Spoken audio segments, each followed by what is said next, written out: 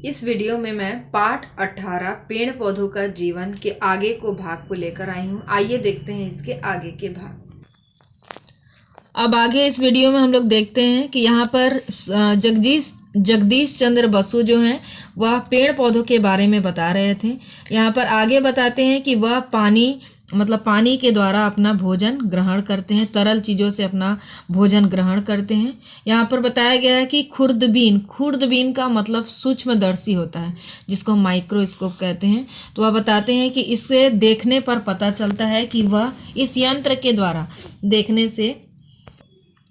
देखने से पता चलता है कि वह अपना भोजन कैसे ग्रहण करते हैं, क्योंकि उनके पत्तों के अंदर छोटे छोटे छिद्र होते हैं जिसकी सहायता से वह भोजन ग्रहण करते हैं। मतलब हवा से जो वायु से जो वो भोजन ग्रहण करते हैं वह सूक्ष्मदर्शी यंत्र के द्वारा उसके पत्तों को देखने से पता चलता है।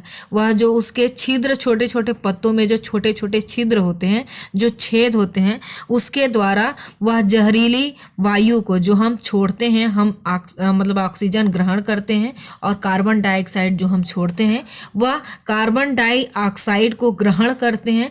और जैसे मनुष्य खा लेने के बाद अपना मुंह बंद कर देते हैं, उसी प्रकार जो उसके छिद्र होते हैं तो उसका पेट भरने के बाद, जैसे उसका पर्याप्त मात्रा में उसे खाना मिलने के बाद वह छिद्र बंद हो जाते हैं। यहाँ पर जगदीश चंद्र बसु हमें इसी सूक्ष्मदर्शी यंत्र के द्वारा बताते हैं कि इनका या जांच पड़ताल करने मतलब इसका निरीक्षण करने पर वह देखते हैं कि यह हमारे द्वारा जो छोड़ा गया कार्बन डाइऑक्साइड है उस विषाक्त वायु को ग्रहण करते हैं और हमारे लिए जीवनदायिनी ऑक्सीजन हमारे लिए वो छोड़ते हैं। तो यहाँ पर बताते हैं कि अगर पृथ्वी पर पेड़ पौधे नष्ट हो जाएं तो हम जो छोड़ते हैं कार्बन डाइऑक्साइड, वह कार्बन डाइऑक्साइड पूरी धरती पर बढ़ जाएगी और लोगों का जीवन असंभव हो जाएगा। इसलिए धरती पर पेड़ पौधों का होना बहुत आवश्यक है। यहाँ पर बताते हैं कि वन में सूर्य की रोशनी मतलब पेड़ पौधों के लिए सूर्य की रोशनी बहुत अधिक आवश्यक होती है। हमारे लिए भी सूर्य की रोशनी आवश्यक है और पेड़ पौधों के लिए भी आवश्यक है। यहाँ पर बताते हैं कि जंगल में जैसे देखेंगे आप कि पेड़ पौधे काफ़ी ऊंचे ऊंचे होते हैं, जैसे उनको देखकर ऐसा लगता है जैसे पेड़ पौधे सूर्य की रोशनी को पहले पाने के लिए सचेत हैं, सावधान हैं। और वह जैसे पहले कौन सूरज की किरणों को अपनाएगा, मतलब उसको कौन पा सकता है, इस तरह से जैसे पेड़ पौधों में होड़ लगी हो। यहाँ पर बताते हैं लताओं के बारे में कि लताएं अगर पेड़ से लिपट कर वह उस पर आगे नहीं बढ़ेंगी तो उसका जीवन संभव नहीं होगा, क्योंकि लताएं हैं वो फैली हुई रहती है और उसे जंगलों में सूर्य का प्रकाश नहीं मिल पाएगा। इसलिए वह पेड़ों से वह लिपट कर वह ऊपर बढ़ती जाती है। यहाँ तक बताते हैं कि उनका जीवन कैसे पेड़ पौधों मतलब सूर्य के बिना असंभव है। यहाँ पर आगे देखिए, अब तो समझ गए होंगे कि प्रकाश ही जीवन का मूल मंत्र है। सूर्य किरण का परस पाकर ही पेड़ प्लावित होते हैं, मतलब उसकी रोशनी पाकर ही, इसका स्पर्श को पाकर ही यह आगे बड़े होते हैं। पेड़ पौधे के रेसे रेसे में सूरज की किरणें आबद्ध है, मतलब बंधी हुई है। ईंधन को जलाने पर जो प्रकाश व ताप बाहर प्रकट होता है वह सूर्य की ही ऊर्जा है। पेड़ पौधे व समस्त हरियाली प्रकाश हथियाने का जाल है, आकर्षित करने का जाल है बोलते हैं। यहाँ पर बताते हैं कि पशु डांगर मतलब जानवर को ही डांगर बोला जाता है।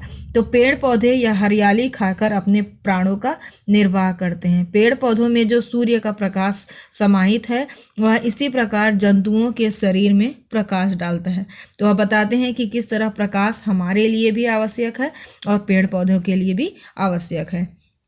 यहाँ लास्ट में बताते हैं सेकंड लास्ट पैराग्राफ में कि कोई पेड़ 1 वर्ष के बाद ही मर जाता है। बताते हैं कि सब पेड़ मरने से पहले संतान छोड़ जाने के लिए व्यग्र है, मतलब बाध्य हैं। बीज ही पेड़ पौधों की संतान होते हैं।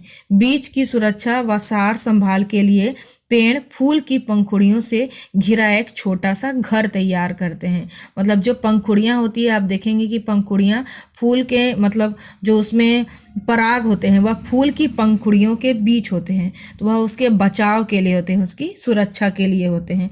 यहाँ पर बताते हैं कि फूलों से आच्छादित होने पर पेड़ कितना सुंदर दिखलाई देता है, मतलब बहुत ही वह खूबसूरत दिखता है। यहाँ पर जैसे फूल फूल के बहाने वह स्वयं हंस रहा हो, फूल की तरह सुंदर चीज और क्या है। वहाँ बताते हैं कि इस प्रकृति में फूल से सुंदर और कुछ नहीं है। यहाँ पर जिस प्रकार बताते हैं, लास्ट पैराग्राफ में देखेंगे, कथा सुनी होगी स्पर्श मणि की, पारस पाकर ही उसके स्पर्श से लोहा सोना हो जाता है।